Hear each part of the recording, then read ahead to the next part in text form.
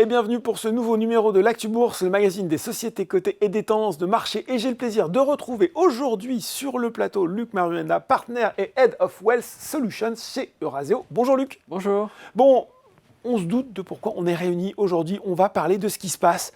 Parce qu'on en parle depuis plusieurs semaines maintenant du crédit privé aux États-Unis. Et surtout, Luc, on va se poser la question de savoir quelles répercussions ça peut avoir sur l'épargnant français. Déjà, machine arrière, on va faire un petit rembobiné. On se retrouve il y a quelques mois aux États-Unis. C'est là où tout part, comme souvent j'ai envie de dire. On a ce groupe Blue Owl, qui n'est pas forcément le plus connu, mais on a d'autres, BlackRock, Blackstone, qui vont limiter les possibilités de retrait sur des fonds de crédit privé. Qu'est-ce qui s'est passé concrètement ? Alors en fait, nous on est en France, on n'est pas aux États-Unis, hein, donc on remet le cadre dans un premier temps. On entend ce qu'on nous a expliqué, ce qu'on a lu dans la presse, comme toi et beaucoup de gens, mais qui se comprend bien en fait. Si on remonte bien en arrière, la grande crise financière de 2008, d'énormes problèmes qui arrivent au niveau des banques. À l'époque, les arcs grimpaient au ciel. Là, avant, les banques prêtaient à tour-larigot. Un boom, un énorme crack. Et puis, une prise de conscience en Europe et aux États-Unis aussi que les départements risques, les départements compliance... Il faut peut-être resserrer certains boulons. Il faut resserrer pas mal de choses. Il faut que les banques soient solides. Et du coup, ça a quand même pas mal... restreint le crédit bancaire pour le coup dans les entreprises. Très clair. Sachant que si on prend, je regardais des chiffres hier, en Europe, la part des crédits bancaires par rapport aux crédits privés que nous faisons, c'est à peu près, il y a encore une majorité de crédits bancaires et une minorité de crédits privés. Okay. Aux États-Unis, il y a quand même une majorité de crédit privé. Alors attention, il faut voir de quoi on parle en crédit. Parce que le financement des opérations au jour le jour, le financement des stocks, acheter une nouvelle machine, ça, les banques, elles font très bien leur boulot. Et elles sont constamment au chevet d'entreprise. Et nous, ce n'est pas notre métier. Nous, développement plus long terme pour le crédit privé. Voilà. En fait, pas vraiment. Non. Nous, ce qu'on fait, c'est qu'on intervient dans les situations un peu plus complexes, souvent dans les opérations qu'on appelle le haut de bilan, c'est-à-dire quand une société veut se développer, en général dans le cadre d'une opération de capital transmission, c'est-à-dire qu'il y a déjà au capital un actionnaire majoritaire qui va être un fonds de private equity, et tu sais que le capital coûte très cher, et du coup la dette en fait empruntée, c'est infiniment moins cher que de mettre du capital au travail. Donc tout ce mécanisme en fait de rachat d'entreprise avec un effet de levier, les gens peuvent le comprendre parfaitement. On n'achète jamais un immeuble, on ne fait jamais de l'immobilier à 100% en cash. C'est la même chose. Donc quand c'est fait dans des conditions raisonnables, c'est normal. C'est le centre de l'histoire.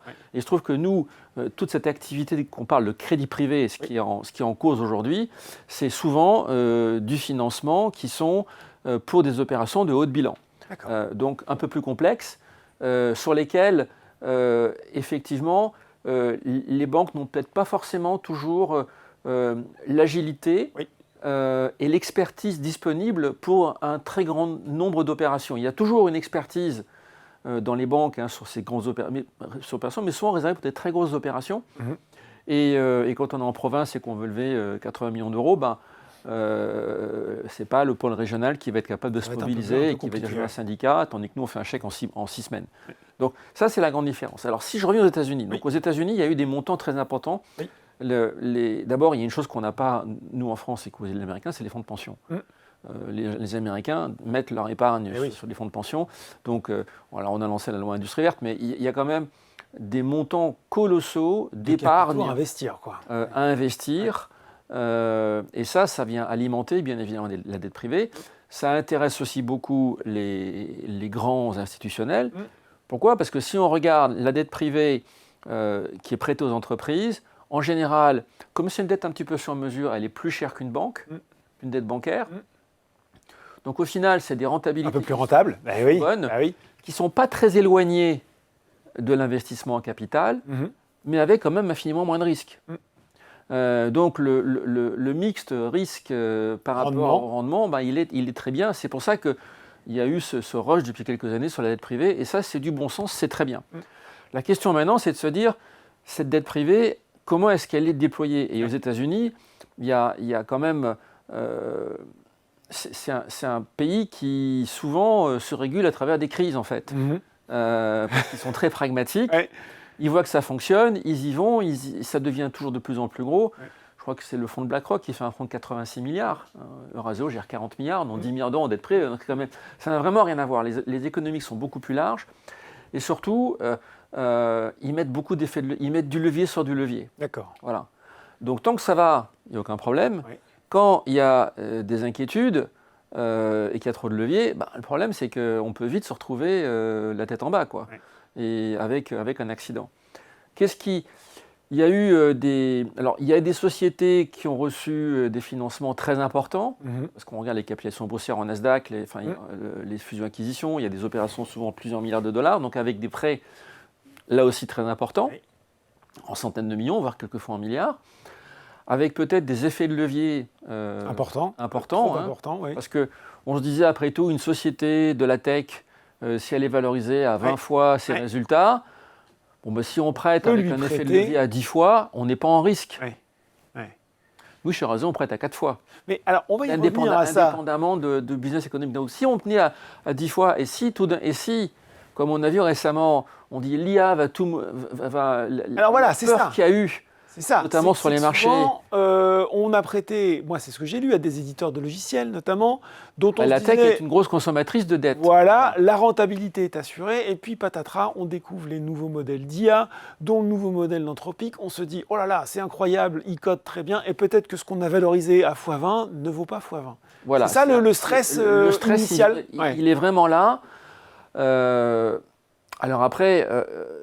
c'est très simplificateur ce que tu dis. Pardon. Non, mais les gens ne retiennent que les choses simples. C'est très simplificateur parce que, en fait, c'est vrai qu'il va y avoir beaucoup de disruptions. Il y a beaucoup de modèles économiques qui seront peut-être remplacés. La vérité, c'est qu'on ne sait pas aujourd'hui vraiment qui sera capable de capter vraiment la valeur. C'est-à-dire que là, on prend un point, on le relie à l'autre en ligne droite et on écrit l'histoire. La vérité, c'est que nous, on investit beaucoup dans la tech. On se rend compte que beaucoup de nos boîtes de tech, en fait, elles voient plutôt l'IA comme une opportunité d'être beaucoup plus efficace, de faire plus de choses avec une meilleure productivité. Donc c'est plutôt, a priori, pour nos boîtes, c'est plutôt une bonne chose. Bien sûr. Mais c'est vrai que... En tout cas, ça a suscité l'éditeur de logiciels qui ne va pas s'adapter, qui est sur un mode traditionnel, il peut y avoir des disruptions majeures. Et donc, ça peut, à ce moment-là, poser des questions sur la valorisation de ces sociétés, qui sont souvent des sociétés cotées quelquefois, qui peuvent faire chuter leur valorisation. Et du coup, se dire, attends, si la société va moins bien, parce qu'en fait, quand on prête de l'argent à une entreprise, on n'est pas sur un pari de valorisation de la société. Oui. On prête de l'argent, on va être remboursé. Remboursement de dette. Basta. Rien de plus. Ouais, bien sûr. Mais simplement le fait de se dire, si la boîte si elle va moins bien, si elle est donc en capacité elle va générer moins de cash, peut-être qu'elle pourra pas rembourser le coût de la dette, surtout si on a prêté avec un effet de levier très important. Si on a prêté, si le principal de la dette et 10 fois l'EBITDA de la société, le résultat d'exploitation de la société, à ce moment-là, il peut y avoir un problème pour le paiement d'intérêt, puis pour le paiement de la dette. Donc effectivement, il y a des vraies questions. Et puis, donc ça c'est un premier élément, donc une interrogation qui peut effectivement, dans pas mal de cas, mettre certaines sociétés en difficulté. Et après, il y a ce modèle des fonds Evergreen qui a été... Alors là, il va falloir que tu nous expliques fonds Evergreen. Fonds perpétuels. Oui, c'est ça, sur lesquels on peut rentrer et sortir. En fait, ça aussi, c'est assez simple. Tout ce que la plupart des clients Boursorama, quand ils investissent sur des fonds dans les marchés normaux, dans les marchés cotés en bourse, ils ont une liquidité journalière. Voilà. J'achète une action, je l'achète, je vends aujourd'hui, je vends demain. 2 jours plus tard, ou même 2 heures plus tard. Je rentre sur un fonds qui est ouvert en permanence. Avant d'investir, je regarde un peu dans le rétroviseur, quelle a été la performance précédente, des mois précédents. Bien sûr, ça ne préjuge pas du futur, mais au moins, je me fais une petite idée. Je rentre quand je veux, je sors quand je veux. Ce modèle, il existe depuis toujours dans les marchés financiers cotés. Okay, dans les marchés privés, c'est assez nouveau. C'est assez nouveau. Pourquoi ? Parce que dans un premier temps, on a toujours travaillé sur un concept qu'on appelle les fonds fermés, c'est-à-dire un fonds qui est ouvert à la souscription pendant une certaine période de temps, bien sûr. C'est-à-dire qu'on fait rentrer des clients, investisseurs, ensuite on dit voilà, on a notre objectif, on ferme, on ne prend plus de clients, et maintenant cet argent, on va l'investir sur une période de quelques années. En général, il faut 3 à 4 ans pour mettre cet argent au travail, parce que je rappelle qu'on est là sur les marchés privés, on n'est plus sur les marchés cotés, donc les entreprises ne sont pas disponibles sur étagère, il faut prendre du temps. Il faut aller les chercher, il faut regarder les projets. Voilà. Ensuite, après, il faut laisser du temps au temps, si bien qu'on est sur un cycle d'une dizaine d'années, entre le moment où on démarre le fonds et le moment où on a investi, les entreprises ont créé de la valeur, après, elles sont vendues ou alors elles sont introduites en bourse, on récupère de l'argent qu'on rend aux clients avec, si ça se passe bien, une plus-value. Ça, c'est le modèle classique qui a marché très bien pendant des décennies et qui continue à très bien marcher. Il faut le dire.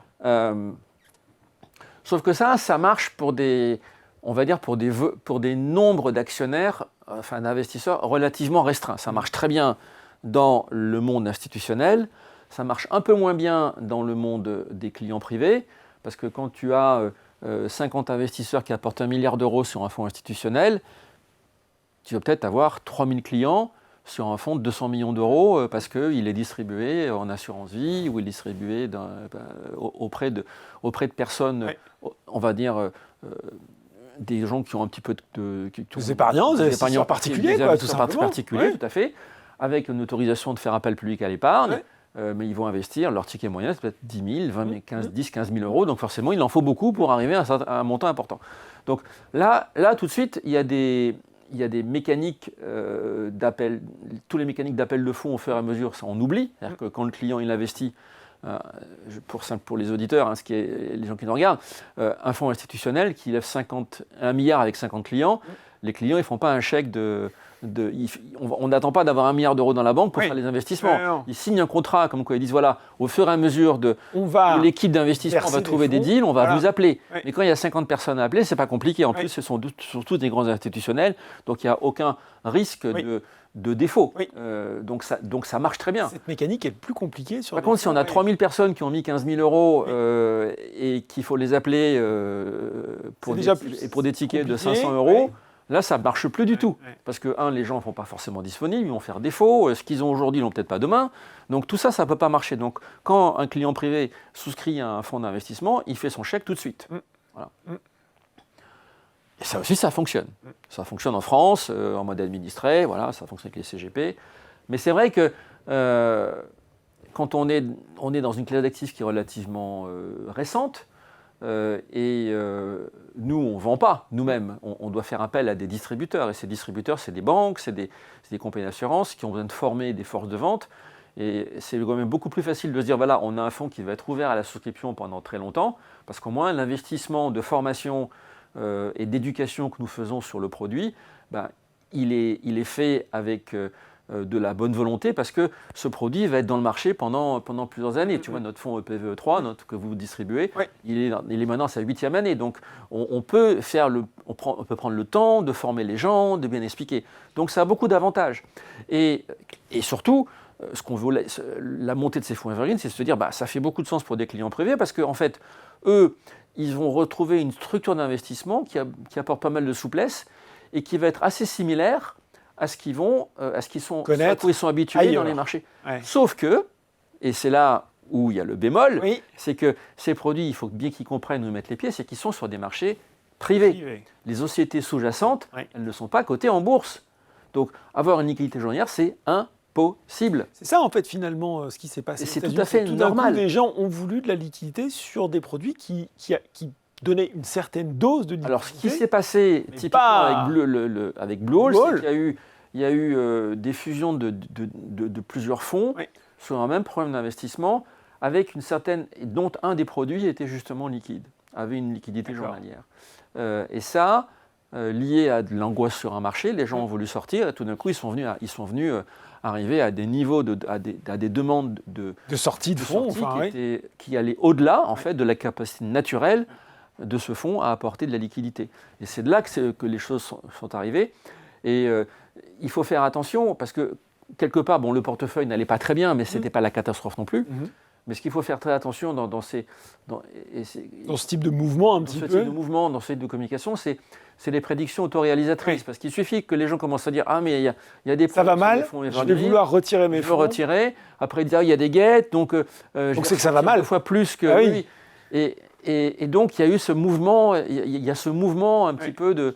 je ne pense pas que ça va durer très longtemps, mais c'est vrai que ça s'emballe très vite, surtout aujourd'hui avec les réseaux sociaux, avec la communication qui va très vite. L'information circule. Et on a vu, en l'espace de 1 mois, tous les grands gérants de fonds être confrontés aux mêmes questions, aux mêmes sujets, alors que leur portefeuille, ils vont plutôt pas trop mal. Ouais. Bon, il y a peut-être des tensions sur certains portefeuilles, mais ce n'est pas non plus la catastrophe. Question quand même, Luc, est-ce que, parce que dans ce type de crise, tu as évoqué 2008, on aurait pu évoquer les subprimes, qui sont revenus aussi fréquemment, même si comparaison n'est pas raison, est-ce qu'il y a une exposition des banques au marché du crédit privé ? Là, franchement, je pense...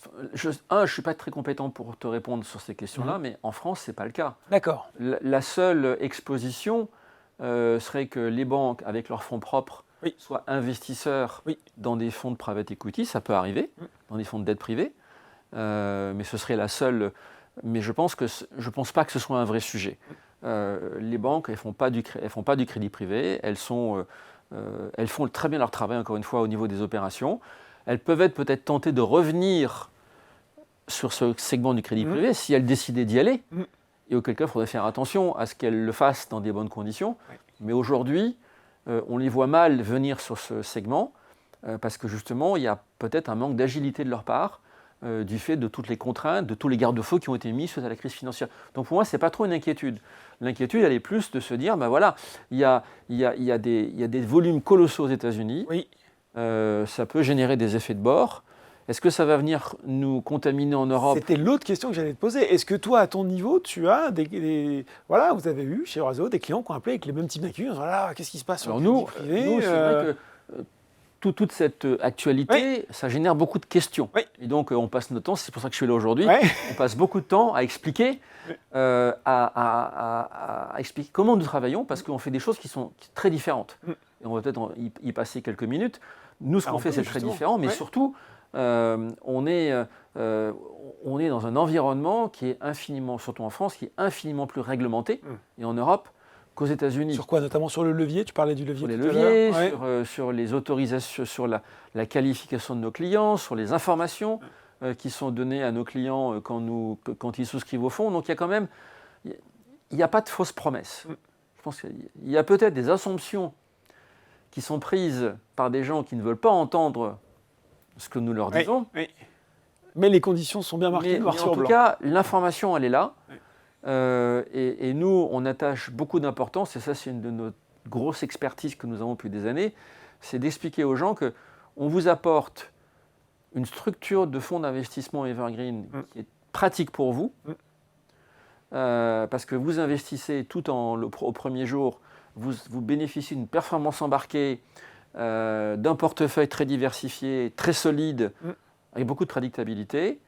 Mais attention, on est sur les marchés de nos côtés. Oui. Donc du coup, vous rentrez quand vous voulez, mais vous sortez presque quand vous voulez, mais pas comme vous voulez. Complètement. Voilà. Et ça, c'est fondamental de bien comprendre. Oui. Ça veut dire aussi que les clients, et surtout tous les conseillers qui parlent, alors je sais bien qu'ici à Boursorama, les clients viennent directement, mais on fait des vidéos pour expliquer.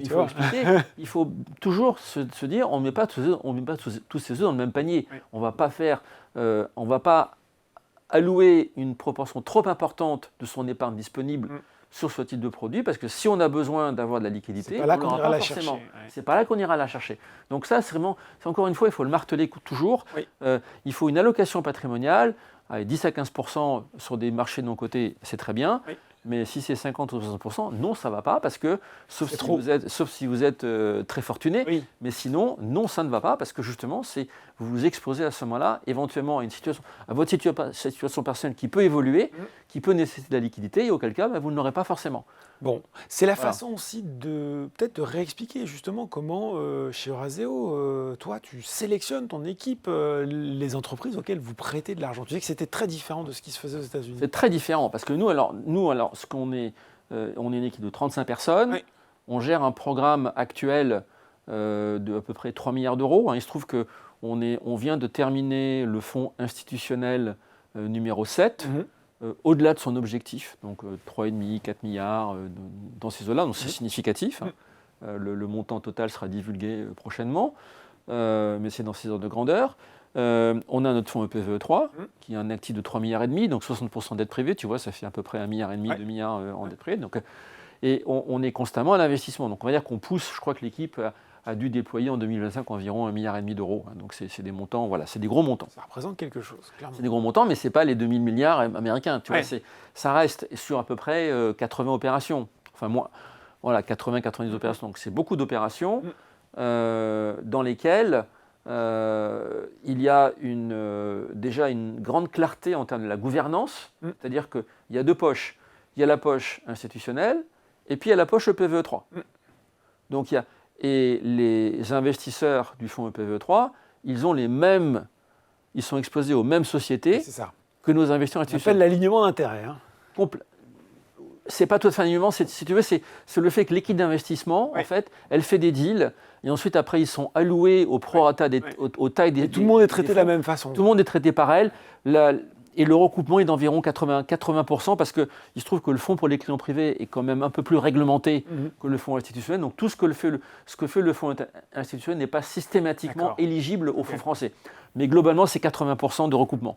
Donc on est vraiment, tout ce qui est fait par le fonds pour les clients privés se retrouve dans le fonds institutionnel. Donc ça, c'est le gage d'une démarche d'excellence et d'exigence pour être au plus haut niveau parce que toute notre crédibilité, elle est là. Donc ça, c'est un premier élément. Donc il n'y a pas un programme dégradé pour les clients privés, c'est la même chose. Ce qui peut des fois prêter à question aux États-Unis. Il y a des programmes qui sont tellement importants, il y a des fois un petit peu d'opacité sur qu'est-ce qui est alloué à quoi finalement. Va avoir. Voilà, il faut faire attention quand même. On va rester sur l'exemple européen. Nous, c'est crystal clear, c'est un premier élément. Ensuite, ce qu'il faut bien avoir en tête aussi, c'est que l'écosystème que nous regardons, donc c'est ce que je disais tout à l'heure, c'est des petites et moyennes entreprises qui ont un résultat d'exploitation compris entre 5 et 20 millions d'euros à peu près, 20-25 millions d'euros au maximum. Pourquoi ? Parce qu'on aime bien intervenir sur les transactions qui sont inférieures à 100 millions d'euros. Et Eurazeo veut être le seul prêteur. D'accord. Toujours avec en face un actionnaire majoritaire qui a un fonds de private equity. Ça, c'est ta règle C'est la règle absolue. D'or. Donc on est vraiment dans ce qu'on appelle le marché du capital transmission, sur le small mid cap. Donc j'essaie de parler français, donc c'est des opérations... Petites et moyennes entreprises. Des opérations de transmission d'entreprise avec effet de levier qui sont menées par des fonds de private equity, qui sont actionnaires et qui font appel à nous, prêteurs, pour les aider à développer le business de leur entreprise, souvent pour faire des acquisitions. Parce que, comme tu le sais, pourquoi est-ce que l'Europe est tellement intéressante dans notre secteur ? C'est que l'Europe est encore beaucoup trop fragmentée par un nombre de petites entreprises dans les mêmes secteurs. Il faut grossir.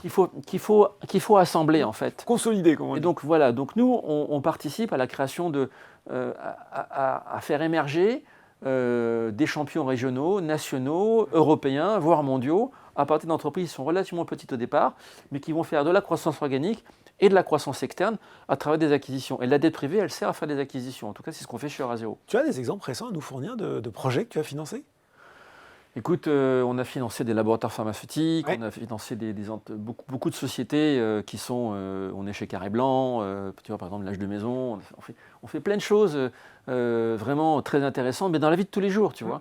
Et en fait, c'est toujours pareil, c'est qu'on va aider cette entreprise à faire de l'acquisition. Et surtout, ce qui est très important, c'est on n'est pas nombreux autour de la table. Toi, tu es l'actionnaire, moi, je suis le prêteur.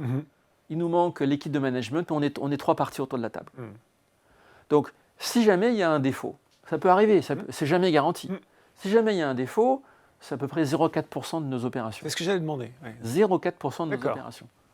Le défaut, ça veut dire que la société est en défaut par rapport aux différents signaux du contrat. Ce n'est pas qu'elle ne va pas pouvoir repayer. D'accord, ce n'est pas forcément ça. Parce que quand on fait un contrat de prêt, en fait, on met ce qu'on appelle des covenants. Les covenants, c'est des garanties. Ce sont des garde-fous, en fait.